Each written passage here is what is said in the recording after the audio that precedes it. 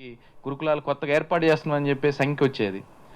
కానీ ఈరోజు పరిస్థితి ఏమిటనంటే నిన్న మొన్న ఫోన్లు వస్తూ ఉన్నాయి. 42 నుంచి 45 డిగ్రీల ఎండ ఉంది. అద్దె భవనాల్లో నడుస్తూ ఉన్నాయి గురుకులాలు. కొన్ని రేకుల షెడ్యూళ్ళల్లో, కొన్ని ఫంక్షన్ హాల్స్లో నడుస్తూ ఉన్నాయి.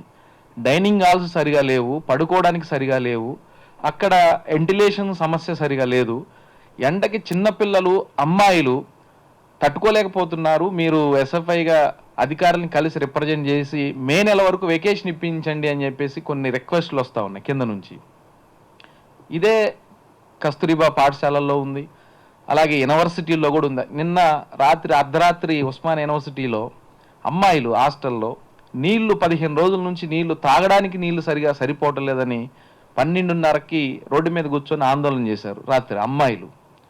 అంటే ఇక్కడ మనం చూస్తే ఈ నెల 2 నెలల్లోనే కాంగ్రెస్ ప్రభుత్వం వచ్చింది ఇది చేయమని చెప్పడం కనంటే గత ప్రభుత్వ వైఫల్యం ఇది. ఎక్కడా పట్టించుకోలేదు, హాస్టల్స్ని పట్టించుకోలేదు, యూనివర్సిటీలను పట్టించుకోలేదు, ఈ రెండోది గురుకులాలను పట్టించుకోలేదు, అలాగే ప్రైవేటు కార్పొరేట్ ఫీజుల నియంత్రణ చేయలేదు, 1,50,000 ఎల్కేజీకి ఫీజులు, నర్సరీకి ఫీజులు, ఎవరి అనుమతులు తీసుకోవాల్సిన ఇది లేదని డైరెక్ట్గానే వాళ్ళు చెప్తున్నారు. ఈరోజు ఫీజుల మీద తల్లిదండ్రులు ఇబ్బంది పడుతున్నారు. అంటే మొత్తం సమస్తం ఎడ్యుకేషన్ సెక్టర్ మొత్తం తెలంగాణలో ఈరోజు కొలాప్స్ అయినటువంటి పరిస్థితిని చూస్తూ ఉన్నాం. అలాగే ఇప్పుడు సార్ మాట్లాడుతూ చెప్పారు కొన్ని అంకెలు యూనివర్సిటీల్లో ఖాళీగా ఉన్న పోస్టుల గురించి కూడా చెప్పారు.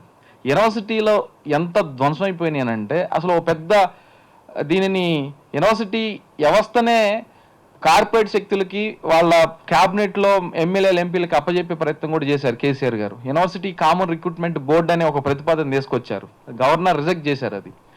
అది ఈ రాష్ట్రంలో అమలయ్యి ఉంటే ఐఏఎస్ ఆఫీసులు ఉండేవాళ్ళు, కొంతమంది ప్రైవేట్ కాలేజీలు నడుపుకునే వాళ్ళు అందులో ఉండేవాళ్ళు. యూనివర్సిటీలో పోస్టులు కూడా రేపు వాళ్ళ నచ్చిన వాళ్ళకి ఇచ్చుకునే ప్రయత్నం, దానికి ఉన్న అటానమసీ లేకుండా చేసే ప్రయత్నం కూడా జరిగి ఉండేది, అది జరగలేదు. యూనివర్సిటీల్లో వైస్ ఛాన్సలర్ని నియమించిన పద్ధతి కూడా పోయినసారి సరిగా లేదు. ఎందుకు లేదు? తెలంగాణ యూనివర్సిటీ ఈరోజు మేము తెలంగాణ యూనివర్సిటీలో గత నెల మా కన్వెన్షన్ జరిపితే తెలంగాణ యూనివర్సిటీకి ఇన్ఛార్జ్ వీసీ ఉన్నారు, ఇప్పటికి వీసీ లేరు.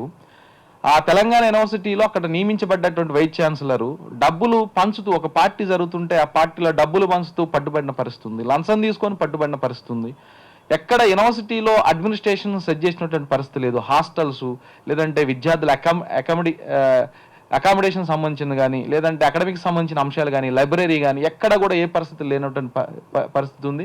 అందుకే ఈ రాష్ట్రంలో విద్యారంగం ఎక్కడైతే అభివృద్ధి అవుతుందో అక్కడ ఆ ప్రాంతం అభివృద్ధి అవుతుందని చెప్పేసి ఒక మేధావి చెప్పాడు. కానీ తెలంగాణ రాష్ట్రంలో 10 ఏళ్ళు వెనక్కిపోయింది. ఎందుకనంటే 2014లో 10% నిధులు కేటాయిస్తే 2023 ప్రభుత్వం దిగిపోయేటప్పటికి బీఆర్ఎస్ ప్రభుత్వం 6.02% నిధులు, అంటే క్రమంగా గ్రాడ్యువల్గా విద్యారంగానికి అభివృద్ధి కోసం కాకుండా విద్యారంగంలో జీతాల కోసం, అధికారులకు జీతాల కోసం మాత్రమే కేటాయించిన పరిస్థితి ఉంది. అందుకే ప్రధానంగా తెలంగాణలో ఎడ్యుకేషన్ సెక్టర్ అనేది 10 ఏళ్ళు వెనక్కిపోయింది. దీనివల్ల తీవ్రమైన నష్టం జరిగింది. అపారమైనటువంటి వనరులు ఉన్నప్పటికీ ఉపయోగించుకోలేనటువంటి పరిస్థితి తెలంగాణలో వచ్చింది. కాబట్టి ఇంత గొప్ప చర్చా కార్యక్రమాన్ని నిర్వహించినటువంటి రాజ్ న్యూస్ యాజమాన్యం గారికి, అలాగే దీన్ని కోఆర్డినేట్ చేస్తున్నటువంటి శ్రీశైలం అన్నకు కూడా ఎస్ఎఫ్ఐ తరపున, మీ అందరి తరపున కూడా నా తరపున కూడా నమస్కారం తెలియజేస్తూ ముగిస్తా ఉన్నాను. ధన్యవాదాలు.